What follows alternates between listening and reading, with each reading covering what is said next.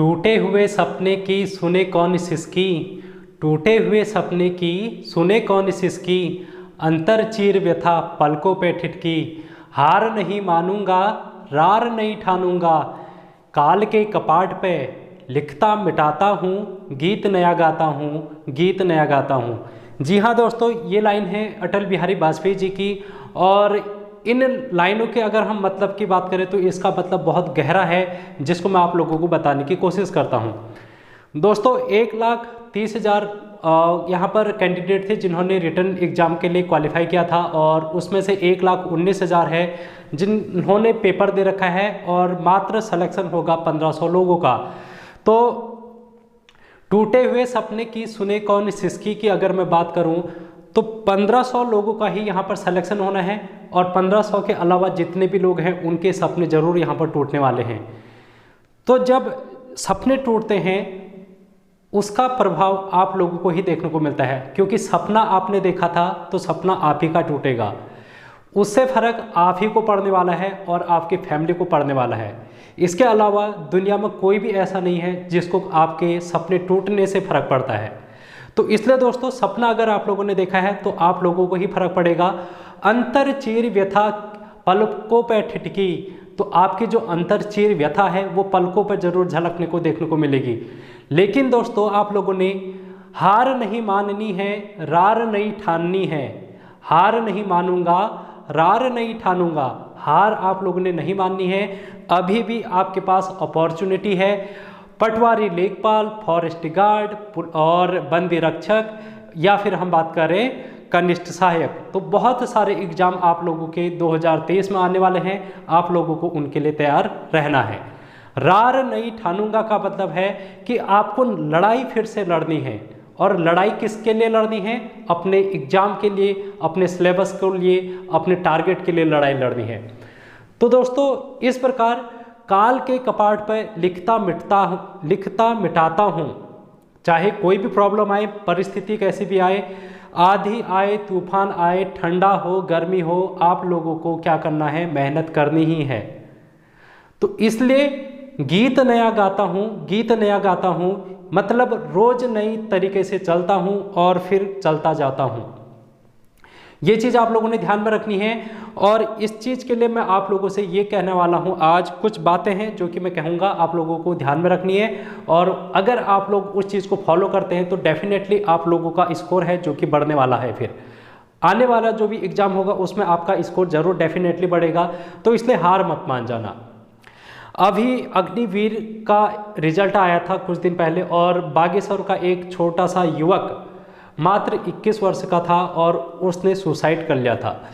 ज़िंदगी में इतनी सारी टेंशन है, प्रॉब्लम्स हैं, न जाने कितनी सारी चीज़ें आ जाती हैं माइंड में, और एक सही फैसला हम नहीं ले पाते हैं, तो तभी ऐसा हमको काम देखने को मिलता है। ऐसा एक्शन तभी लोग लेते हैं जब वो अपनी ज़िंदगी से हार मान चुके होते हैं, क्योंकि ये एक इतना बड़ा स्टेप है कि इस स्टेप को करने के लिए आप लोगों को बहुत से बच्चों को हिम्मत चाहिए। और मैं चाहता हूँ कि आप लोग अपनी परिस्थिति इस लेवल तक ना ले जाएं।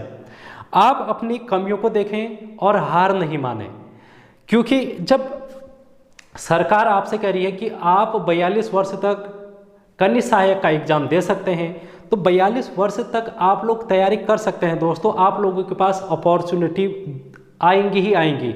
आपकी उम्र सीमा अभी समाप्त नहीं हुई है। 42 वर्ष तक आप लोग कोई ना कोई फॉर्म जरूर भर पाएंगे। तो इसलिए आप लोग तैयार रहें, कोई भी एग्ज़ाम होता है उस पर अच्छा करने के लिए। अपॉर्चुनिटी आपके पास अभी जनवरी में है फॉरेस्ट गार्ड के लिए, और फिर बंदी रक्षक और कनिष्ठ सहायक के लिए, और पटवारी, लेखपाल। तो दोस्तों आप लोगों को करना क्या है? आप इस चीज़ पर रोए ना, मतलब रोए ना का मतलब है कि आप लोग इस चीज़ को ज़्यादा माइंड पर ना लाएं, टेंशन ना लें, डिमोटिवेट मत हो। ये मत सोचना कि यार मेरा इसमें सिलेक्शन नहीं हुआ तो क्या होगा, अब मैं क्या करूं। ठीक है, इस तरीके से अपना मन को ना भटकाएं। आप लोगों को क्या करना है? सही रणनीति अपनानी है और अपने आप को इम्प्रूव करना है। और इम्प्रूव कैसे होगा? आप लोगों को क्या करना है? एक रफ पेज पकड़ना है। इस रफ पेज में आप लोग क्या करेंगे? जो भी आप लोगों ने इस देखो कहीं ना कहीं तो मिस्टेक हुई है, इस बात को आपको मानना पड़ेगा। कहीं ना कहीं आप लोगों ने उस राह पर नहीं चले हैं जहां पर आपको चलना चाहिए था। कहीं ना कहीं वो मिस्टेक आप लोगों ने कर रखी है जो कि आप लोगों को इम्प्रूव करनी है, और उस मिस्टेक को आप लोगों को एनालाइज करना है, स्वतः परीक्षण आप लोगों को करना है। और आंसर की मिलाने के बाद आप लोग क्या करेंगे, जो भी क्वेश्चन आप लोगों के गलत हो रहे हैं, चाहे 40 क्वेश्चन 50 क्वेश्चन जो भी गलत हो रहे हैं, इस रफ पेज में आप लोग क्या करें, अपनी कमी लिखें। ऊपर से बड़ी बड़ी मोटी हेडिंग में लिखें कमी, और कमी में आप लोग लिखेंगे उन टॉपिक को जो आप लोगों के गलत हो रहे हैं। यहाँ पर आप लिखेंगे टॉपिक, और कौन से टॉपिक जो कि आप लोग गलत करके आए हैं, उन टॉपिकों की यहाँ पर लिस्ट बनाएंगे। इस तरीके से लिस्ट अगर आपकी बनेगी तो आपको समझ में आएगा कि ये टॉपिक आप लोगों ने पढ़ने हैं। और फिर एक नई कॉपी उठाएं, उस कॉपी में इन टॉपिक को एक एक करके लिखने की कोशिश करें। इन टॉपिक को उठाकर अब यहाँ पर तैयार करने की कोशिश करें। और ये टॉपिक कहाँ से क्लियर होंगे, ये टॉपिक आपके क्लियर होंगे बुक से। अगर आप किताब पढ़ने में इंटरेस्टेड हैं तो किताबों से आप लोग पढ़ें। किताब आप लोगों के पास है, आप लोगों ने खरीद रखी हैं, हर किसी ने खरीद रखी हैं, तो उन किताबों को छानें, खोजें और फिर से लिखें। और जब आप लिखेंगे तो कहीं ना कहीं आप लोगों को अपनी कमियों पर, जो भी आप लोगों की कमी रही है उस पर इम्प्रूव करने का मौका मिलेगा। और जब आपका एग्जाम होगा तो कहीं ना कहीं आप लोग इम्प्रूव करेंगे। उसके बाद आप लोग क्या करें, प्रैक्टिस सेट लगाएं। प्रैक्टिस सेट लगाने की कोशिश करें, और प्रीवियस ईयर भी आप लोग लगा सकते हैं। तब आप लोग देखेंगे कि फिर आप लोगों के प्रैक्टिस में कितने कम नंबर आ रहे हैं, और फिर नंबर कम आ रहे हैं तो गलती कहाँ पर हो रही है। फिर एक चार्ट बनाओ, फिर एक रफ कॉपी का चार्ट बनाओ, टॉपिक उठाओ, प्रैक्टिस सेट में कहाँ पर आप लोग कमी कर रहे हैं, उन टॉपिकों को लिखो। फिर एक नई पेज में उन टॉपिकों को नए सिरे से लिखो, और लिखने के बाद उसको रिवीजन करो। उसको क्या करो, रिवीजन करो।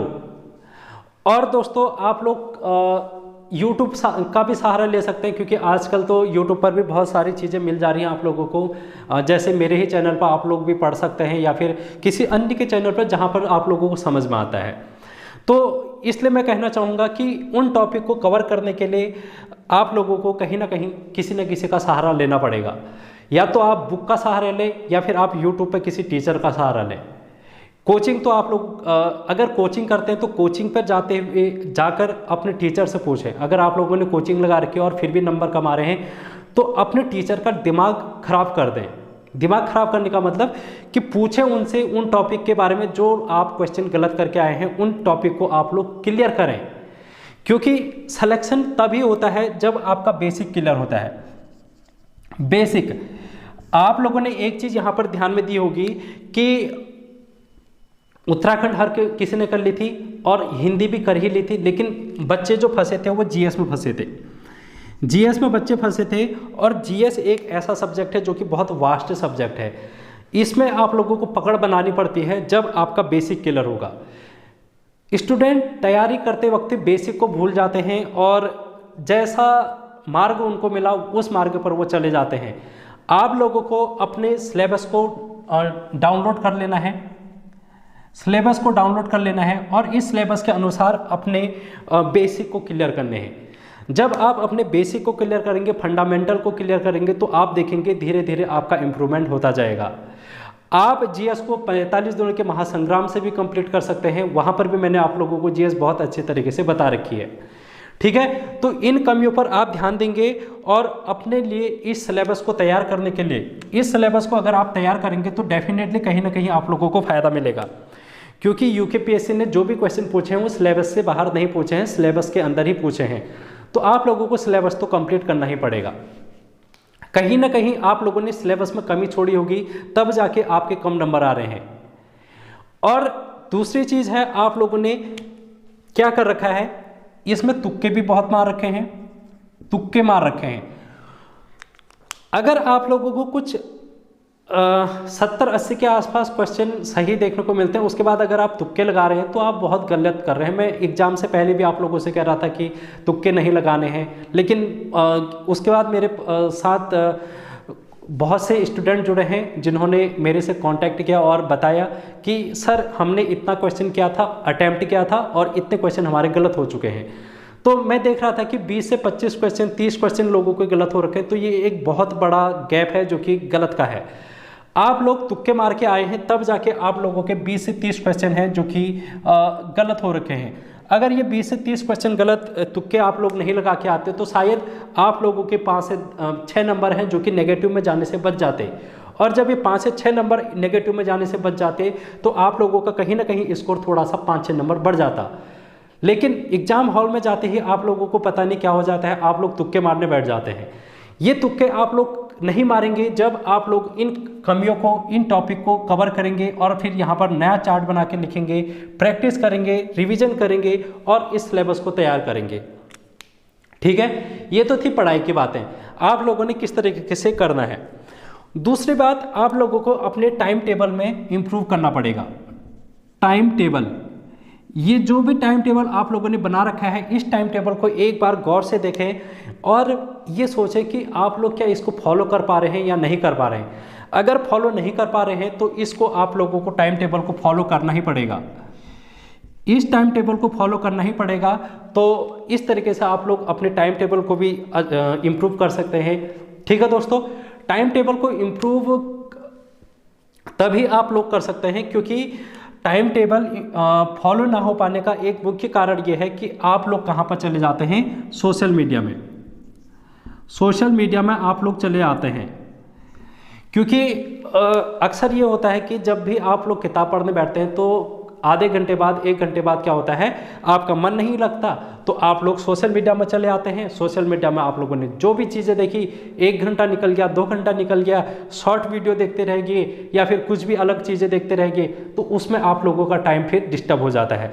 जब आपको पता चलता है कि आपका 1 घंटा 2 घंटा और बीत चुका है और आप लोगों ने कुछ भी नहीं पढ़ा है, तो जब आप पढ़ने बैठते हैं तो वहाँ पर आपको याद आता है कि यार अब तो मेरा 1 घंटा बीत चुका है, अब इसका क्या होगा। तो अगर आप लोग सोशल मीडिया का भी यूज करना चाह रहे हैं, बीच में रिफ्रेशमेंट लेना चाह रहे हैं, तो आप मोटिवेट हों, अपने आप को मोटिवेट कर सकते हैं। और सोशल मीडिया का सही यूज कैसे कर सकते हैं, सोशल मीडिया का सही यूज कैसे कर सकते हैं, इनमें मोटिवेशन वाली वीडियो भी आप लोगों को मिल जाती है, लेकिन मोटिवेशन की वीडियो ज़्यादा देर तक काम नहीं करती हैं। आप लोगों ने अभी मोटिवेशन की वीडियो देखी, आधे घंटे बाद, 1 घंटे बाद आप लोगों का फिर से वही चीज़ होने लग जाता है। तो मोटिवेशन ज़्यादा देर तक काम नहीं करता, मोटिवेशन की वीडियो ज़्यादा देर तक काम नहीं करती। तो इसलिए आप लोग क्या करें, यूट्यूब पर ही बहुत से चैनल ऐसे हैं जिन्होंने आत्मकथाएं बता रखी हैं, जैसे कि स्वामी विवेकानंद की आत्मकथा, भीमराव अंबेडकर की आत्मकथा, सुभाष चंद्र बोस की आत्मकथा, या फिर हर किसी एक लीडर की आत्मकथा जिन्होंने जीवन में अपना संघर्ष कर रखा है। तो आप लोग क्या करें, उन आत्मकथाओं को सुन सकते हैं। बहुत से चैनल यहाँ पर आत्मकथाएं कराते हैं, तो एक दिन एक आत्मकथा को आप पढ़ें। जब आप आत्मकथा पढ़ेंगे, किसी की ऑटोबायोग्राफी पढ़ेंगे, किसी के बारे में जानेंगे, तो आपको क्या होगा, वहाँ पर से मोटिवेशन जरूर मिलेगा, उस इंसान के संघर्ष से आप लोगों को सीखने को मिलेगा। और दूसरा क्या होगा, आप लोगों को चीज़ें याद भी रहेंगी कि यार स्वामी विवेकानंद के बारे में अगर आप लोग पढ़ रहे हैं तो उन्होंने अपने जीवन में कब क्या किया, और वो आपके सिलेबस में भी है। मेन बात यह है कि वो चीज़ें आपके सिलेबस में भी हैं। महात्मा गांधी जी के बारे में आपने अगर पढ़ा, कोई भी ऑटोबायोग्राफी अगर आपने महात्मा गांधी जी की उठाई, तो कहीं ना कहीं महात्मा गांधी जी का आपका सिलेबस में भी है। तो आपका सिलेबस भी कंप्लीट हो रहा है और आप लोगों को एक नई सीख भी मिल रही है और सोशल मीडिया का सही यूज़ भी हो रहा है। तो आप लोग इस तरीके से कर सकते हैं। और यूट्यूब चैनल पर आप लोग आते हैं, यूट्यूब पर आप लोग पढ़ने के लिए अगर आते हैं तो आप लोग क्या करें, सिर्फ कुछ ही चैनल को आप फॉलो कर सकते हैं, क्योंकि हर एक चैनल पर आप लोग जाते हैं तब आप लोगों को डिस्ट्रैक्शन पैदा हो जाता है कि यार ये टीचर ऐसे पढ़ा रहा है, वो टीचर ऐसे पढ़ा रहा है, इसने ये करा दिया, वो करा दिया, यही इंपॉर्टेंट लग रहा है, ये भी इंपॉर्टेंट लग रहा है, ये भी इंपॉर्टेंट लग रहा है। तो इस तरीके से आप लोग मार्ग भटक जाते हैं। जब भी आप मार्ग भटक जाते हैं तो कहीं ना कहीं आप लोग गलत काम करने लग जाते हैं। गलत काम मतलब कहीं ना कहीं आप लोग अपने माइंड को अस्थिर कर देते हैं। इसलिए आप लोगों को एक चीज़ ध्यान में रखना पड़ेगा, और वो सूत्र है, उस सूत्र को मैं बताता हूँ कि लॉ बराबर, ये सूत्र जो है ये है लॉ बराबर प। लॉ का मतलब है लक्ष्य और प से है प्राथमिकता। इस ये जो लक्ष्य है आपका वो क्या है, आपका सिलेबस कंप्लीट करना, आपकी जॉब, इस लक्ष्य को अगर आप ध्यान में रखेंगे तो फिर आप इस यूट्यूब पर चैनल पर आ रहे हैं, आप लोगों ने 10 चैनल पर नहीं जाना है, किसी एक को ध्यान में रखना है और वो आपका होना चाहिए लक्ष्य, उसी को आप प्राथमिकता दें। ठीक है दोस्तों, और हर एक टीचर अच्छा पढ़ाता है यूट्यूब पर, ठीक है, तो आप लोगों को देखना है कि आप लोगों को किससे पढ़ना है, ये सिलेक्शन आप लोगों ने करना है। एक दिन पूरा यूट्यूब छान लीजिए और देख लीजिए कि आप लोगों के लिए कौन सा टीचर बेहतर है, कौन सा आप लोगों का सही मार्गदर्शन कर रहा है, कौन सा टीचर है जो कि आप लोगों को इस सिलेबस को करा रहा है, कौन सा टीचर है जो कि आप लोगों की इस कमियों को पूरे करवा रहा है। तो आप उस टीचर के पास जा सकते हैं और तैयारी कर सकते हैं बढ़िया तरीके से। ठीक है दोस्तों, इस तरीके से आप सोशल मीडिया का सही यूज करेंगे, यूट्यूब का सही यूज करेंगे तो डेफिनेटली आप लोगों को कुछ ना कुछ सही देखने को मिलेगा और आने वाले एग्जाम में आप लोग डेफिनेटली सही करेंगे। दूसरी चीज़ है, आप लोगों का मन पढ़ाई में नहीं लग रहा है। पढ़ाई में मन इसलिए नहीं लगता क्योंकि आप लोग ज़्यादा सोचने लग जाते हैं। सोशल मीडिया आप लोगों को कंट्रोल कर रही है, ना कि आप सोशल मीडिया को कंट्रोल कर रहे हैं। होना ये चाहिए कि आप लोग अपने हिसाब से सोशल मीडिया का यूज़ करें, लेकिन सोशल मीडिया आप लोगों को यूज़ कर रही है। सोशल मीडिया में पहले बड़ी बड़ी वीडियो आती थी और घंटे की वीडियो, आधे घंटे की वीडियो आती थी, लोग देखते थे। अब तो सोशल मीडिया पर शॉर्ट वीडियो आने लग गए, शॉर्ट वीडियो आने लग गए तो आप लोगों का मन आधे घंटे की वीडियो में नहीं लगता। आप लोग क्या सोचते हैं कि यार शॉर्ट वीडियो में ही काम चला लेता हूँ। तो इस तरीके से सोशल मीडिया आप लोगों को यूज कर रहा है, लेकिन आप लोगों को सोशल मीडिया के यूज से बचना है। आप लोगों को अपने कंट्रोल में रखना है अपना फ़ोन। जब आप अपना फ़ोन अपने कंट्रोल में रखेंगे तो आपका मन कहीं ना कहीं इस डायरेक्शन में जाने लगेगा जो कि आपका लक्ष्य ही आपकी प्राथमिकता है। उसके बाद आप लोग क्या कर सकते हैं, अपना जो माहौल है, जो पढ़ाई का माहौल है उसको क्रिएट कर सकते हैं। पढ़ाई का माहौल आप लोग बनाने की कोशिश करें। अपने चारों ओर देखें कि आप लोग किन लोगों से कनेक्ट हैं, क्या वो आप लोगों के पढ़ाई में सहायक सिद्ध हो रहे हैं, क्या उन लोग आप लोगों को हेल्प कर रहे हैं पढ़ाई में, या फिर उन लोगों से आप लोगों को डिस्ट्रैक्शन मिल रहा है। अगर कोई ऐसे लोग आप लोगों के सामने हैं जो कि मार्ग भटका रहे हैं आपके एग्ज़ाम से रिलेटेड या फिर आपके सिलेबस से रिलेटेड, तो आप लोग वहाँ पर इग्नोर कर सकते हैं। ठीक है, तो इस तरीके से आप अपना पढ़ाई का माहौल है जो कि सही बनाएं, और पढ़ाई का माहौल जब आप सही बनाएंगे तो डेफिनेटली आप लोगों को इम्प्रूवमेंट देखने को मिलेगा। अपनी कमियों को देखना बहुत ज़रूरी है, इसलिए आप लोग एक दिन बैठें बढ़िया तरीके से और इसमें ये तय करें कि आप लोग क्या गलत कर रहे हैं, आप लोगों ने कौन सी रणनीति थी जिस पर आप चल रहे थे, कौन सी ऐसी रणनीति थी जो कि आप लोग सिलेबस कंप्लीट नहीं कर पा रहे थे, कौन सी ऐसी रणनीति थी जो आप लोगों को टाइम टेबल फॉलो नहीं करने दे रही थी, कौन सी ऐसी चीज़ें थी जो कि आप सोशल मीडिया पर ज़्यादा मिसयूज इसका कर रहे हैं, कौन सी ऐसी चीज़ें हैं जो कि आप लोग यूट्यूब पर ज़्यादा प्रभावी हो रहे हैं, यूट्यूब पर आप डिपेंड हो रहे हैं। तो आप लोग इन कमियों को यहाँ पर लिखें। आप लोग यूट्यूब पर भी उस चैनल का नाम लिखें अपने इस रफ कॉपी में जिस चैनल को आप लोगों ने सिर्फ फॉलो करना है। ठीक है, आप लोग इस तरीके से अपना कर सकते हैं दोस्तों।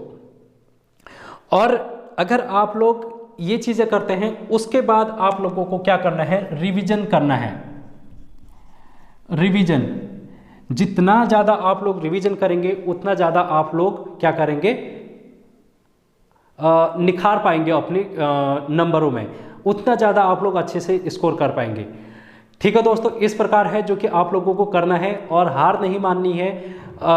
एक एग्ज़ाम नहीं, 2 एग्ज़ाम नहीं, 3 एग्ज़ाम नहीं, न जाने कितने एग्ज़ाम में लोग असफल हो जाते हैं और फिर कहीं ना कहीं सफलता देखने को मिलती है जब आप लोग क्या करते हैं, इस बेसिक से पढ़ते हैं, इस सिलेबस को करते हैं, इस टाइम टेबल को फॉलो करते हैं, इस सोशल मीडिया का यूज़ सही से करते हैं, इस यूट्यूब का यूज़ सही से करते हैं।